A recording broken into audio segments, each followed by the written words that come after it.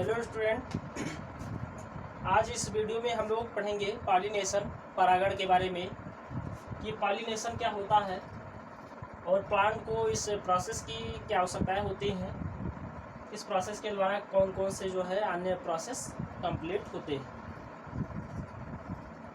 EP board examination के लिए महत्वपूर्ण पॉइंट है ये, क्योंकि पॉलिनेशन के बारे में कई बार पूछा गया है कि पॉलिनेशन क्या है, इसके कितने प्रकार होते हैं और उनको जो है वो जो प्रकार होते हैं वो कौन कौन से प्रोसेस के द्वारा कंप्लीट होते हैं, तो उस सब के बारे में हम चर्चा करेंगे।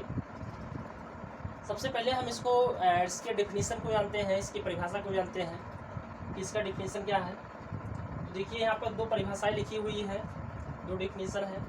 फर्स्ट है the process of transfer of pollen grain from anther to stigma. The process of transfer of pollen grain from anther to stigma of flower or of different flower of same species found on same or different plant। कहने का मतलब है कि इस प्रक्रिया में anther से जो पॉलन ग्रेन होते हैं वो ट्रांसफ़र होते हैं स्टिग्मा पर। यह प्रक्रिया जो है फ्लावर के अंदर होती है या डिफरेंट फ्लावर के अंदर हो सकती है, यानी कि मेल और फीमेल अलग अलग हो, या जो मेल और फीमेल फ्लावर है वो अलग अलग प्लांट के ऊपर हो सकता है। जैसे आप जानते हैं बाईसेक्सुअल कंडीशन होता है, यूनिसेक्सुअल कंडीशन होता है, मोनोसियस कंडीशन होता है, डायोसियस कंडीशन हो सकता है। तो पूरी की पूरी प्रक्रिया को इंक्लूड किया गया है इस डिफिनेशन में। सिंपलेस्ट डिफिनेशन है the transfer of pollen grain from anther to stigma of flower is called pollination. अगर हिंदी में कहें तो इस प्रक्रिया में परागकोश से परागकणों का निकलकर वर्तिकाग्र तक पहुंचने की क्रिया जो होती है उसी को हम परागण कहते हैं। अगले स्टेप में हम जानते हैं दिस प्रोसेस मोस्टली नेचुरल। ये प्रक्रिया जो है वैसे प्राकृतिक है, लेकिन but by human activity this process are induce. मानव के क्रियाकलापों के द्वारा इसे प्रेरित किया जा सकता है, तब इसका नाम बदल जाता है। So it is called hybridization, और तब इसको हम कहते हैं हाइब्रिडाइजेशन। संकरण की जो प्रक्रियाएं होती हैं वो जो है ह्यूमन एक्टिविटी के कारण चेंज हो जाती है, यानी ये नेचुरल जो प्रोसेस है वो आर्टिफिशियल प्रोसेस में कन्वर्ट हो जाता है। यहाँ पर फिगर के द्वारा आपको पॉलिनेशन समझाया गया है। ये फिलामेंट है, इसके अग्रभाग पर क्या है, एंथर है, जिसके अंदर के जो मेच्योर पॉलन ग्रेन है वो बाहर निकले हुए हैं और वो इसी के द्वारा जो है स्टिग्मा तक पहुँच रहा है। तो स्टिग्मा तक जो पहुंचने की क्रिया है वो क्या है, पॉलिनेशन का प्रोसेस है।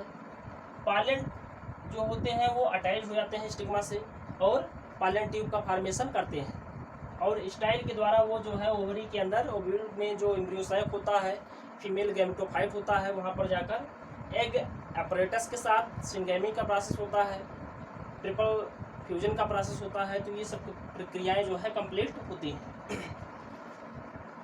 एक स्टिग्मा के ऊपर कई पॉलन पहुंच सकते हैं, लेकिन उसमें से एक ही होता है जो पॉलन ट्यूब का फॉर्मेशन करते हैं, और उनके अंदर के जो दो मेल गैमेट होते हैं वो जाकर एम्ब्रियोसाइक के अंदर फर्टिलाइजेशन का प्रोसेस कंप्लीट करते हैं। अब अगले स्टेप में हम जानेंगे कि जो परागण होता है, पॉलिनेशन होता है, प्लांट के लिए क्यों आवश्यक है। तो अगर हम मान लेते हैं कोई प्लांट है, उसके अंदर पॉलिनेशन की जो प्रक्रिया है उसको रोक दिया जाए, तो ऐसा करने से जो उसका जो नेक्स्ट जनरेशन है, अगली पीढ़ी है, वो नहीं आ पाएगी, क्योंकि उसके अंदर सीड का फॉर्मेशन नहीं होगा, और सीड का फॉर्मेशन नहीं होगा तो उसके जो है आने वाली पीढ़ियाँ आगे बढ़ नहीं पाएंगी। तो उसका जो जनरेशन है, जो पीढ़ी दर पीढ़ी बढ़ने की प्रक्रिया होती है वो वहीं पर रुक जाएगी। तो पॉलिनेशन के द्वारा ही ये जो है अपने चक्र को चलाए रखते हैं, अपने पीढ़ी दर पीढ़ी को जो है ये मेंटेन करते हैं। अब देखिए जो परागण होता है, अगर इसके प्रकार की बात किया जाए तो परागण दो प्रकार का होता है, स्वपरागण और परपरागण, यानी कि सेल्फ पॉलिनेशन और क्रॉस पॉलिनेशन। एक चीज़ और, जितने भी फ्लावर हैं, चाहे वो यूनिसेक्सुअल हो, बाईसेक्सुअल हो, जो फ्लावर होते हैं उनके अंदर एक अपनी विशेषता होती है, उनके अंदर अपनी महक होती है। जिसे सभी प्रकार के पुष्पों की जो महक होती है एक समान नहीं होती है। कन्फर्म, सभी प्रकार के पुष्पों की जो महक है एक समान नहीं होती है, उनका जो कलर होता है एक समान नहीं होता है। तो अलग अलग प्रकार के कलर वाले पुष्प जो होते हैं, अलग अलग प्रकार के महक वाले जो पुष्प होते हैं, इनकी अपनी गुणवत्ता होती है, इनकी अपनी क्षमता होती है। लेकिन जितने सुगंधित पुष्प होंगे, जितने चमकदार होंगे, रंगीन होंगे, उनके अंदर जो पॉलिनेशन का प्रोसेस होता है वो ज़्यादा होता है। ऐसा क्यों? ऐसा इसलिए कि जो वाहक होता है, जो पालन को ले जाएगा स्टिग्मा तक, जो वेक्टर है, वो उसके पास जो है अट्रैक्टिव होता है, आकर्षित होता है, पुष्प के पास आता है। और वो पुष्प जो है बदले में उस वाहक को कुछ ना कुछ देता है। जैसे कीट कोई है तो उसको नेक्टर मिलेगा, मकरंद मिलेगा, जिसके द्वारा वो अपने जो है भोजन को प्राप्त करेंगे, शहद का निर्माण करेंगे। और साथ ही साथ पौधे का क्या हो जाएगा, परागकण जो है, पॉलन ग्रेन जो है, वो परागकोश से कहाँ पहुंच जाएगा, स्टिग्मा तक पहुंच जाएगा। स्टिग्मा तक पहुंच जाएगा तो पॉलिनेशन होगा, परागण होगा, परागण होगा तो फर्टिलाइजेशन होगा, फर्टिलाइजेशन होगा तो उसके आगे की पीढ़ियाँ जो है बढ़ती रहेंगी। एक चीज़ और आपको समझाने की कोशिश करते हैं कि जो कोई भी फ्लावर हो, हम लोग देखते होंगे कि मंदिरों के अंदर उस पुष्प की मालाएं बनाई जाती हैं, पूजा पाठ किया जाता है तो पुष्प का यूज होता है। लेकिन आप जानिए कि पुष्प को तोड़ना एक पाप है, क्योंकि हम जीव विज्ञान के विद्यार्थी हैं और हम जानते हैं कि जीव हम में है, जीव पौधे में है, तो और जीवों को मारना पाप है। तो अगर हम किसी भी प्लांट को अगर कोई नुकसान पहुंचाते हैं तो वो एक पाप के समान ही होगा।